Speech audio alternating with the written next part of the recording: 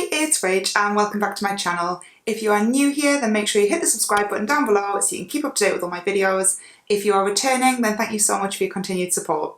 In this video, I want to talk to you about something that is incredibly important and really close to my heart, and that is International Father's Mental Health Day. This year, International Father's Mental Health Day falls on the 22nd of June. It started in 2016 and it was founded by a guy called Mark Williams. Mark is the founder of Fathers Reaching Out, which is a fantastic website and resource for new dads. The organisation aims to shine a light on the fact that new dads struggle with mental health too. It isn't just a maternal problem. The focus is all around new dads and the struggles that they can go through that often go unrecognised. We're getting a lot better these days at recognising maternal mental health problems, but we're really not that great at recognising those happen for dads too. If you followed my channel for any length of time, you'll know that I had a very traumatic birth and I currently have postnatal PTSD, which I am in therapy for. The experience of birth isn't just something that happened to me, it's something that happened to my husband too, and we very quickly realised that his experience just isn't recognised. When I began looking into this, I discovered Mark Williams, who is a leader in this particular area of mental health. I have discovered a few other people which I will mention as well, but I kind of just want to focus on him for a minute. After his personal experience with mental health problems after the birth of his child, his wife had postnatal depression and he had his own mental health problems as well. He realised that support was lacking, there was a huge gap in support and that dads were falling through the cracks. So he founded Fathers Reaching Out, he founded International Father's Mental Health Day, and he campaigns to bring awareness to the fact that dads can struggle after birth as well. He also founded a campaign called How Are You Dad? That is a hashtag that is on social media. I'm going to pop information on all of this down below. I'm going to share the website, I'm going to share Mark's socials, and I'm also going to share a bit more with a link to the campaign of How Are You Dad? The reason I wanted to talk to you about this is because 10% of dads suffer with mental health problems in the postnatal period. Now that could be PTSD from witnessing a very traumatic birth, witnessing their wife go through something horrific. Some of the guys whose stories I've been reading are incredibly similar to our own. Their wives had extremely traumatic births and they were left in a situation where they felt so helpless, so out of control, that they were completely traumatised. They saw and witnessed things that no partner should ever have to see their loved one go through. And as a result of that, they were left very traumatised in the way that Dave was after my birth. So not only do 10% of dads experience postnatal depression, but that number actually rises to 50% when the mother has postnatal depression. So in my case, I don't have postnatal depression, but I do have PTSD. It's specifically related to what happened at birth. It's postnatal PTSD. And along with that do come some symptoms of depression, and definitely the anxiety is obviously a huge part of that as well. We're incredibly fortunate because prior to my birth, Dave had registered for some counselling via the NHS for something completely different. Now, his appointment hadn't come through, and his first appointment came through after the birth of our son. It worked out really well that there was something in place for his mental health so quickly after birth, and I would attribute that help to being why Dave's mental health is as good as it is now. I think had that not been in place, there would have been a real potential for Dave to be one of the 10% or 50%. It is a fact that when new parents are properly supported in terms of their mental health, it has better outcomes for the whole family. So that's not just supporting mums, but that's both parents being supported in their mental health, better outcomes for the family and actually better for the child's development. Another leading expert in this area is a guy called Andrew Mayers.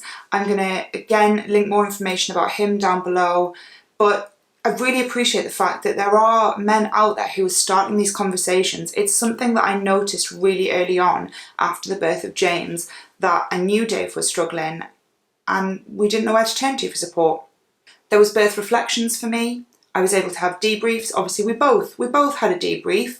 We were both there for the initial debrief days after the birth, and then again 6 weeks later at my 6-week post-birth check. But after that, it all was focused on me, mum. And that's great because I needed that help and support, and it's absolutely vital that mums get that support, particularly after birth trauma, and that is an area that there, again, is still a huge gap in. Women experience birth trauma, and there are so many of those women who do not get the correct support and help that they need and want. But there is a bigger gap for dads because we weren't offered anything for Dave.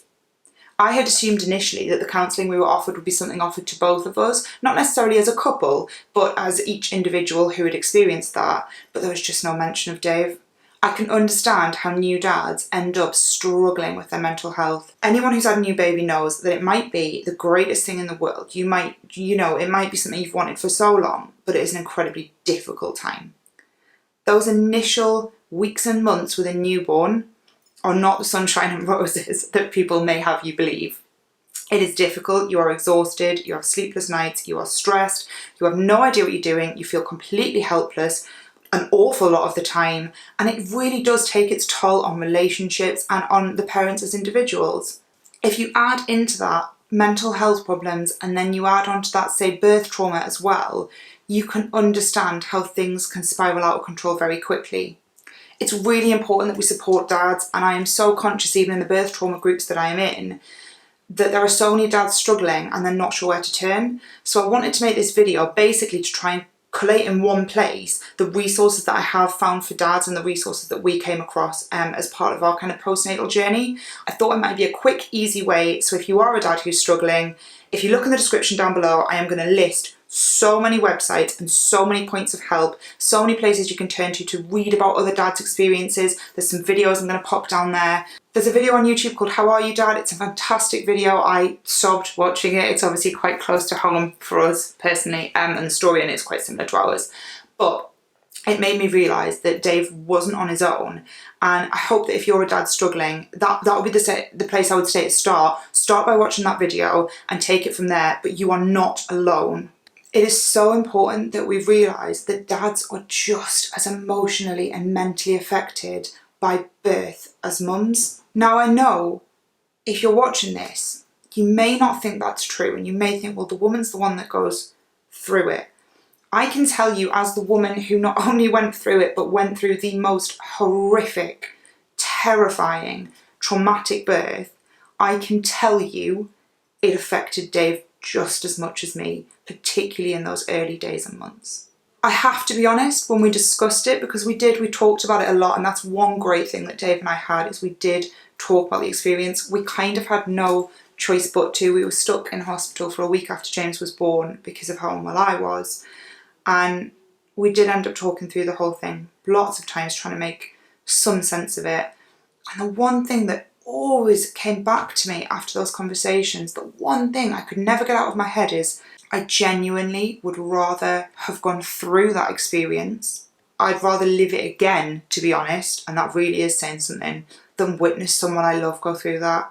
I cannot imagine how unbelievably terrifying it must have been for Dave when he was, swept out of theatre. I'm not going to go into the details of kind of what happened with me. If you're interested, I will pop a link for the video that I made specifically about postnatal PTSD from the woman's point of view and my experience, and there's a whole video around that to try and raise awareness. I will pop a link for that down below. It'll be appearing on the screen up here somewhere as well. But I want to talk about Dave's experience a little bit. And so from his perspective, things had gone wrong very quickly. He'd witnessed his wife in excruciating pain. He then witnessed me bleeding excessively in a way that you wouldn't normally during labour. Dave then had to witness us rush to theatre. Now, he literally at this point was told, you need to go and scrub up, we're going to take Rachel. And then, he had to go into a room, get all scrubbed up, and then sit on a chair in a corridor. And he said it was the weirdest thing. He said it was just this long corridor and there was just one chair. And he was just sat on it, and I guess he felt like the loneliest man in the world at that point. And then it got worse, because once he'd been into theatre, everything that happened. It was awful. He had to witness a lot of things that I didn't, because he was so much more aware of what people were saying, and he can hear all these calls of things. He can hear them shout for paediatrics, he can hear them talking about blood loss, he can hear them talking about all this stuff. He's technically invisible in those moments, because nobody has time, unfortunately, to explain to a dad what's going on in those moments. That in true emergencies like this was, there isn't time. And obviously you wouldn't want anyone to make that time, because, they're doing what they need to do to save lives. But the result of that is obviously a feeling of complete helplessness.